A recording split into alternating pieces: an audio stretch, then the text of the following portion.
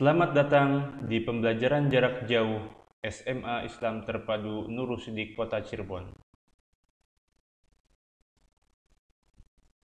Assalamualaikum warahmatullahi wabarakatuh.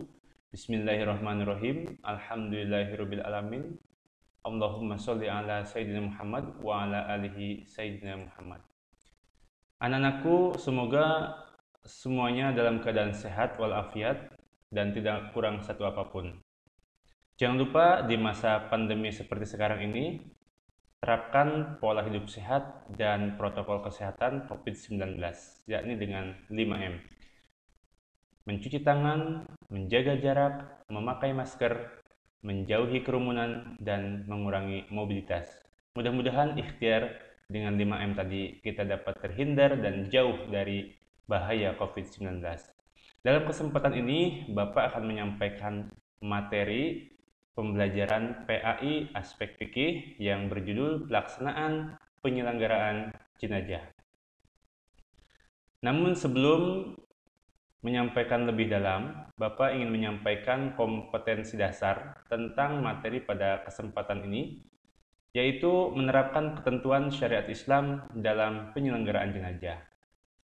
Adapun tujuan pembelajaran kita pada kesempatan ini, melalui pembelajaran dalam jaringan dengan tema pengurusan jenazah, diharapkan kalian dapat memahami pengurusan jenazah dengan benar serta mengimplementasikannya dalam kehidupan sehari-hari.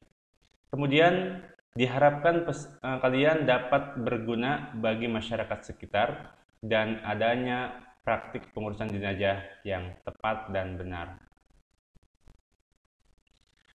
Baiklah anak-anak, di samping Bapak telah tampilkan ada 4 gambar ya dengan nomor 1, 2, 3, dan 4. Silahkan kalian amati keempat gambar tersebut, kemudian coba apa yang menjadi perbedaannya.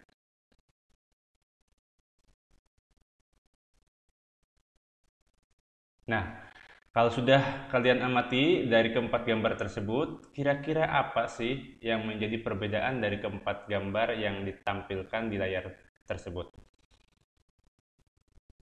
Kalau kita amati, untuk gambar 1 dan gambar 3, itu adalah gambar prosesi penyelenggaraan pengurusan jenazah yang dilaksanakan di masa normal. Kemudian untuk gambar yang kedua dan gambar yang keempat adalah sama, yaitu prosesi penyelenggaraan pengurusan jenazah namun di kondisi pandemi COVID-19.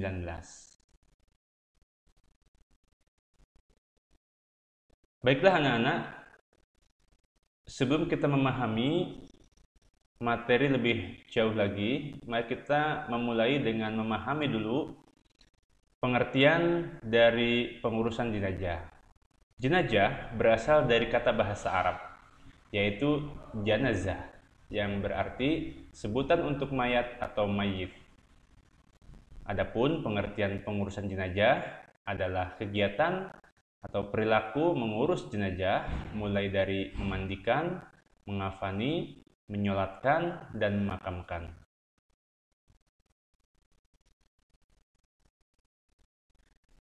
Ada sebab-sebab penyelenggaraan jenazah. Yang pertama adalah ajaran Islam sangat menjunjung tinggi martabat manusia. Kemudian yang kedua, manusia merupakan makhluk mulia. Yang ketiga, kehidupan manusia diatur oleh Allah Subhanahu wa Ta'ala, dan yang keempat, menjauhkan dari fitnah.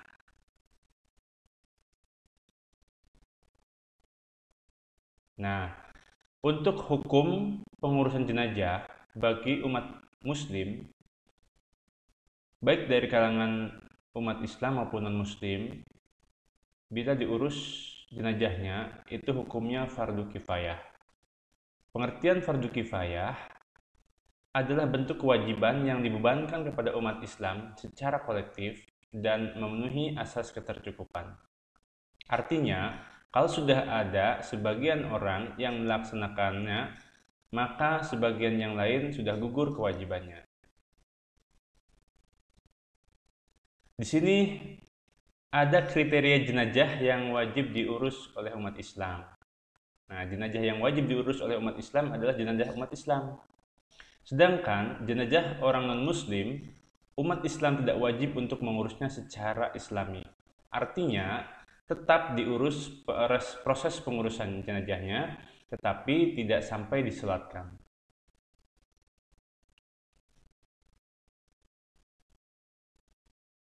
Kemudian kriteria jenazah yang tidak wajib sempurna pengurusannya, yaitu ada 4. 1. Jenazah umat Islam yang mati syahid dalam peperangan. Yang kedua, jenazah bayi yang keguguran dan belum sempurna bentuknya. Yang ketiga, jenazah umat Islam yang hilang atau tidak ditemukan, seperti tenggelam dan sejenisnya. Dan yang keempat, jenazah umat Islam yang rusak berat karena kecelakaan atau hangus terbakar. Tidak dimandikan tetapi cukup tayamum atau disesuaikan dengan kondisinya. Dalam pembahasan materi pelaksanaan pengurusan jenazah kali ini, kalian juga perlu tahu ya, dasar atau dalil pengurusan jenazah. Di dalam Quran surat Al-Isra ayat ke-70 yang berbunyi A'udzubillahi minasyaitonirrajim. Bismillahirrahmanirrahim. Walaqad karamna bani Adam wa hamalnahum fil barri wal bahri wa razaqnahum minat thayyibati wa faddalnahum ala katsirin mimman khalaqna tafdila. Yang artinya, dan sesungguhnya telah kami muliakan anak-anak Adam, kami angkut mereka di daratan dan di lautan.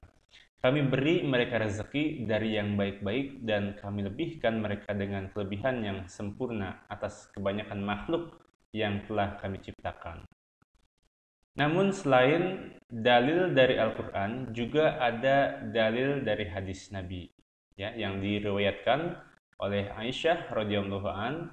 Sungguh Rasulullah SAW telah bersabda, dosa merusak tulang belulang mayit sama seperti dosa merusaknya ketika ia masih hidup. Hadis ini diriwayatkan oleh Abu Daud. Nah, berkaitan dengan dalil hadis tadi juga berkaitan apabila kalian melakukan ziarah kubur ya, maka seyogianya lah kalian tidak menginjak atau menduduki pusara makam yang ada di makbaroh. Kemudian hikmah pelaksanaan pengurusan jenazah. Ada 5 hikmah. Yang pertama, mendorong manusia untuk meningkatkan kualitas takwa kepada Allah Subhanahu wa Ta'ala. Kemudian hikmah yang kedua, mengingatkan kepada manusia akan kematian. Hikmah yang ketiga, mendorong manusia untuk memperbanyak amal soleh. Yang keempat, mendorong manusia untuk meningkatkan kualitas sebagai makhluk sosial. Dan hikmah yang kelima, mendorong manusia untuk senantiasa menutupi aib sesama hamba Allah. Baiklah anak-anak, di season akhir dalam pembelajaran kita kali ini, Bapak juga akan menghadirkan 2 video yang akan nanti ditayangkan.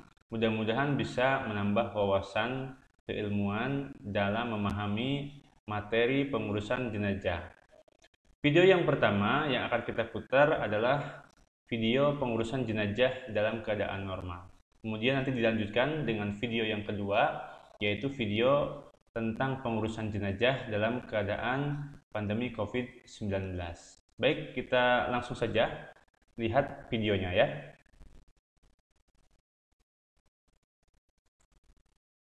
Jadi setelah saudara kita meninggal, pasti meninggal, maka yang pertama lakukan apa? Pertama,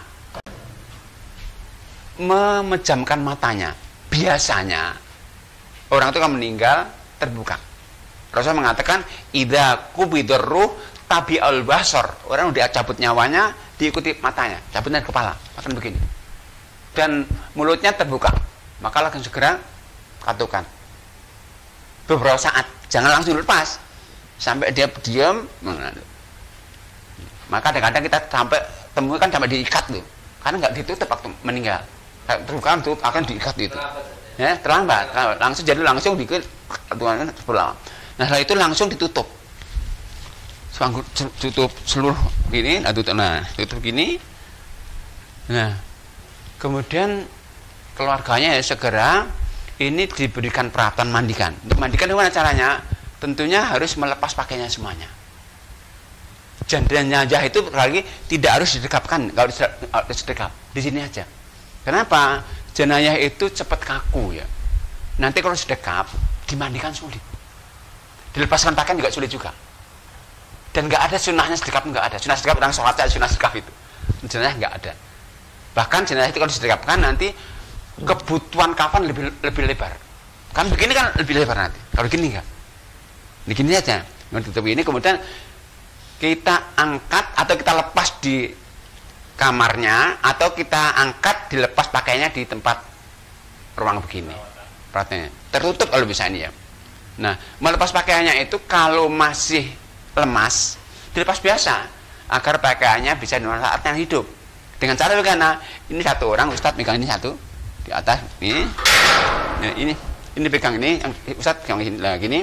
Nah, satu melepas pakaiannya ya. Jadi yang melihat nanti hanya yang melepas saja.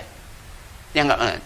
Jadi lepas pakaiannya sama lepas semuanya ini kalau masih lemas. Tapi kalau sudah kaku pakai gunting. Gunting gini, gunting sampai gini.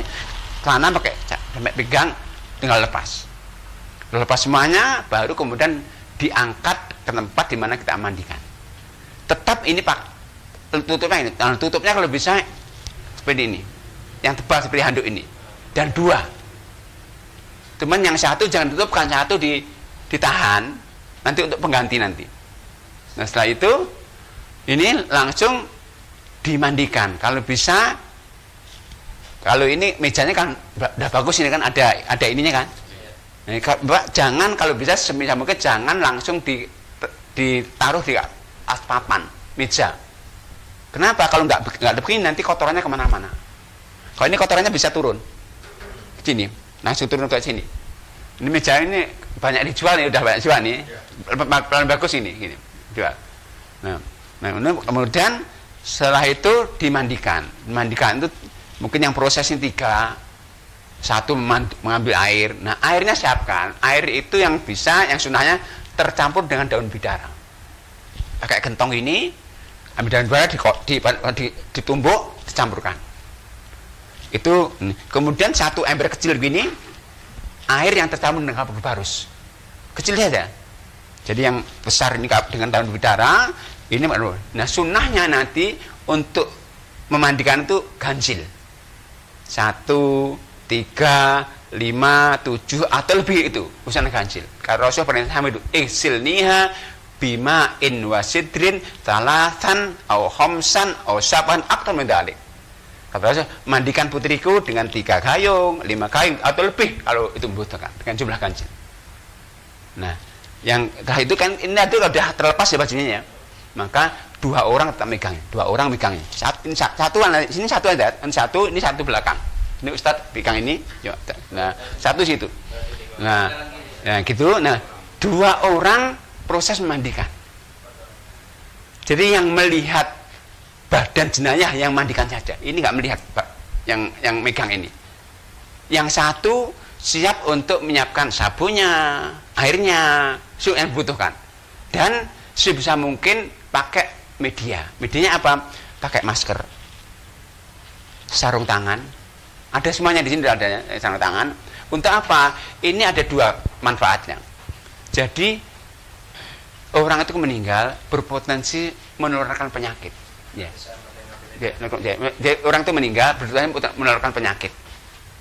Nah, penyakit orang meninggal itu bisa lewat sentuhan. Lewat sentuhan. Maka upayakan disampaikan pakai masker juga pakai sarung tangan. Itu sunnah. Jadi itu untuk medisnya. Jadi itu menghindari. Jadi itu untuk menghindari penyakit tadi sekali lagi. Pertama pakai sarung tangan, pakai masker.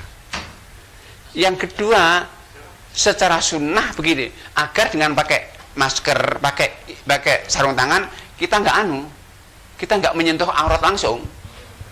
Kita nggak menyentuh kotoran langsung. Jadi ya gini.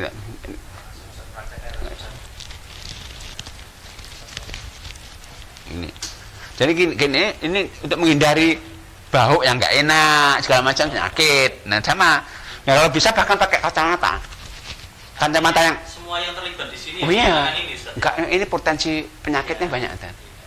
Kita nggak tahu loh, apakah itu penyakit enggak tahu. Tapi kita kan husnudon, tapi cuman kita jaga-jaga waspada. Maka kalau bisa di samping ini, ya samping ini. Satu kebutuhannya sarung tangan yang tipis sekali itu banyak di apotek tuh, ya tangan. Kemudian yang ketiga kalau bisa kacamata. Kacamata seperti kacamata yang renang itu, yang begitu yang begini. Sebab apa ya?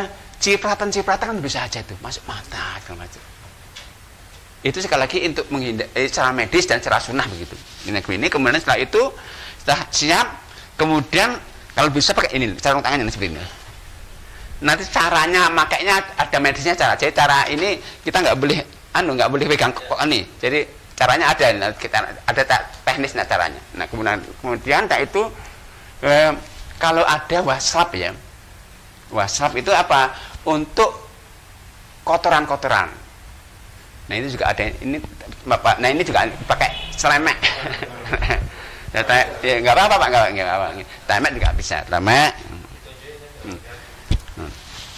Nah kemudian setelah itu gini, okay.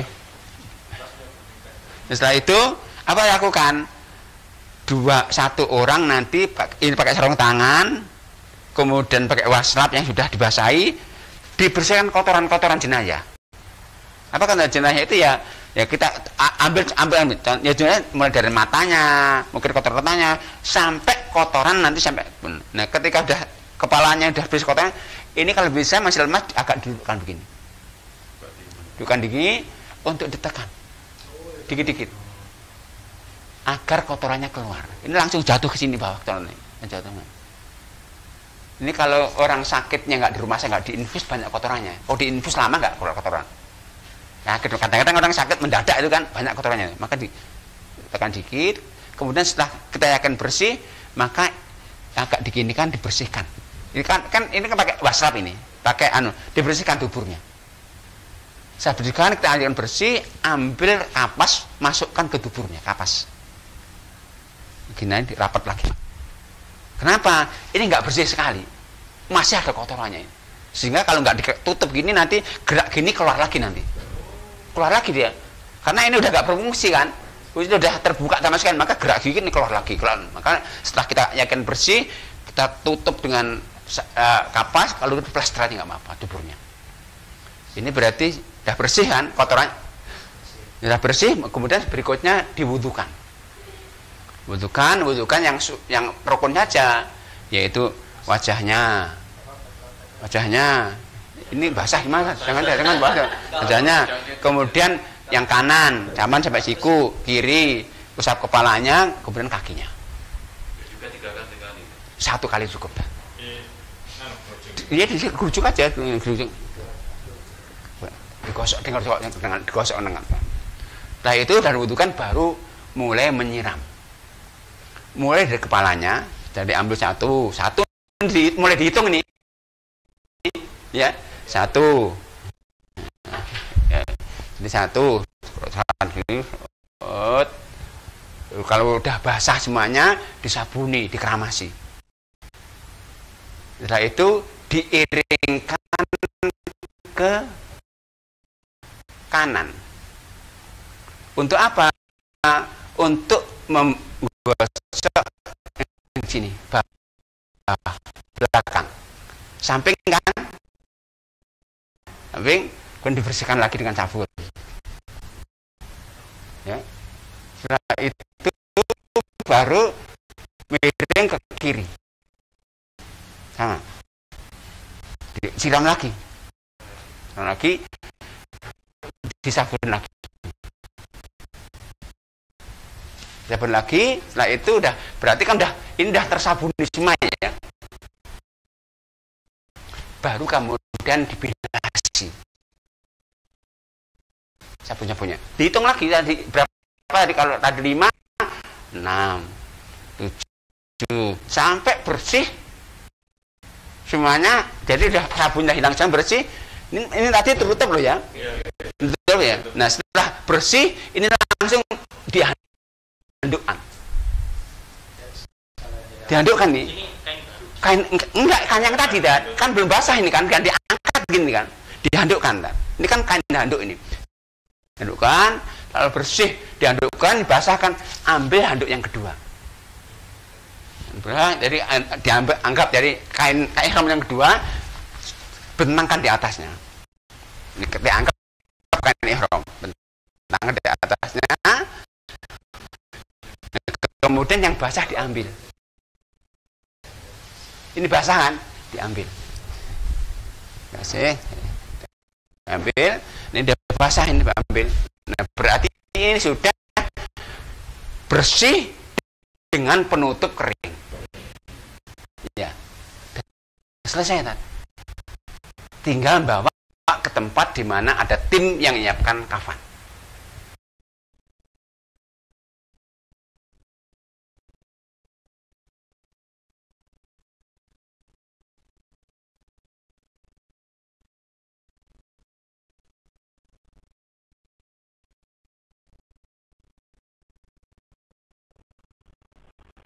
Ya, itulah tadi anak-anak video pengurusan jenazah dalam keadaan normal. Selanjutnya mari kita simak video pengurusan jenazah dalam keadaan terpapar COVID-19. Berikut videonya.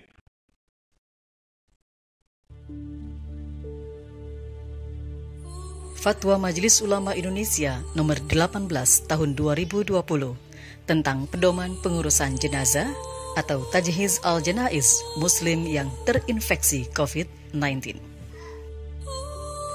Menegaskan kembali ketentuan Fatwa Majelis Ulama Indonesia nomor 14 tahun 2020 angka 7 yang menetapkan pengurusan jenazah yang terpapar COVID-19 terutama dalam memandikan dan mengafani harus dilakukan sesuai protokol medis dan dilakukan oleh pihak yang berwenang dengan tetap memperhatikan ketentuan syariat.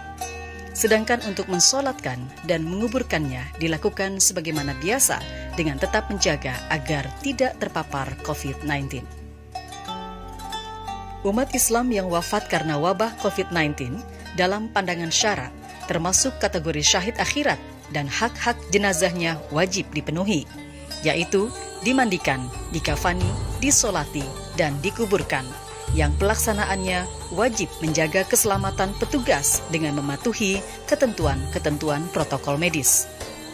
Pedoman memandikan jenazah yang terpapar COVID-19 dilakukan sebagai berikut. 1. Jenazah dimandikan tanpa harus dibuka pakaiannya. 2. Petugas wajib berjenis kelamin yang sama dengan jenazah yang dimandikan dan dikafani. 3. Jika petugas yang memandikan tidak ada yang berjenis kelamin yang sama, maka dimandikan oleh petugas yang ada, dengan syarat jenazah dimandikan tetap memakai pakaian, dan jika tidak, maka ditayamumkan. 4. Petugas membersihkan najis jika ada sebelum memandikan. Dan 5. Petugas memandikan jenazah dengan cara mengucurkan air secara merata ke seluruh tubuh. 6. Jika atas pertimbangan ahli yang terpercaya bahwa jenazah tidak mungkin dimandikan, maka dapat diganti dengan tayamum sesuai dengan ketentuan syariah, yaitu dengan cara mengusap wajah dan kedua tangan jenazah minimal sampai pergelangan dengan debu. Dan untuk kepentingan perlindungan diri pada saat mengusap, petugas tetap menggunakan APD. Ketujuh, jika menurut para ahli yang terpercaya bahwa memandikan atau menayamumkan tidak mungkin dilakukan karena membahayakan petugas, maka berdasarkan ketentuan darurah syariah, jenazah tidak dimandikan atau ditayamumkan. Pedoman mengafani jenazah yang terpapar COVID-19 dilakukan sebagai berikut. 1. Setelah jenazah dimandikan atau ditayamumkan, atau karena darurah syariah tidak dimandikan atau ditayamumkan, maka jenazah dikafani dengan menggunakan kain yang menutup seluruh tubuh dan dimasukkan ke dalam kantung jenazah yang aman dan tidak tembus air untuk mencegah penyebaran virus dan menjaga keselamatan petugas. 2. Setelah mengafankan selesai, jenazah dimasukkan ke dalam peti jenazah yang tidak tembus air dan udara dengan dimiringkan ke kanan, sehingga saat dikuburkan jenazah menghadap ke arah kiblat. 3. Jika setelah dikafani masih ditemukan najis pada jenazah, maka petugas dapat mengabaikan najis tersebut. Pedoman menyolatkan jenazah yang terpapar COVID-19 dilakukan sebagai berikut. 1. Disunahkan menyegerakan sholat jenazah setelah dikafani. 2. Dilakukan di tempat yang aman dari penularan COVID-19. 3. Dilakukan oleh umat Islam secara langsung, minimal 1 orang. Jika tidak memungkinkan, boleh disolatkan di kuburan, sebelum atau sesudah dimakamkan. Jika tidak memungkinkan, maka boleh disolatkan dari jauh atau sholat gaib. 4. Pihak yang menyolatkan wajib menjaga diri dari penularan COVID-19. Pedoman menguburkan jenazah yang terpapar COVID-19 dilakukan sebagai berikut. 1. Dilakukan sesuai dengan ketentuan syariah dan protokol medis. 2. Dilakukan dengan cara memasukkan jenazah bersama petinya ke dalam liang kubur tanpa harus membuka peti, plastik, dan kafan. 3. Penguburan beberapa jenazah dalam satu liang kubur dibolehkan karena daruroh, sebagaimana diatur dalam ketentuan Fatwa Majelis Ulama Indonesia nomor 34 tahun 2004 tentang pengurusan jenazah, Tajhiz al-Janaiz dalam keadaan darurat.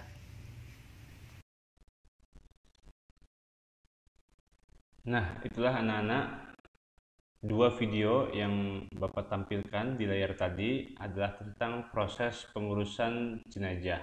Namun video yang pertama itu pengurusannya di kondisi normal dan video yang kedua di kondisi terpapar COVID-19. Yang terakhir, sebelum Bapak tutup video pembelajaran ini, Bapak ingin melatih kemampuan kalian dalam memahami materi yang disampaikan tadi dengan memberikan uji kompetensi psikomotorik dengan portofolio. Tugasnya adalah buatlah deskripsi mengurus jenazah, mulai memandikan, mengkafani, menyolatkan, dan memakamkan. Nah, untuk anak laki-laki, untuk jenazah laki-laki, sedangkan anak perempuan dengan jenazah perempuan. Silakan tuangkan deskripsi tersebut di buku catatan kalian sesuai dengan kolom yang ada pada tabel. Kemudian tugas ini kalian bisa kirimkan ke email Bapak atau juga ke nomor handphone atau nomor WA yang sudah kalian miliki. Demikian video pembelajaran pada kesempatan ini, yaitu mata pelajaran PAI aspek fikih dengan materi penyelenggaraan jenazah. Terima kasih. Assalamualaikum warahmatullahi wabarakatuh.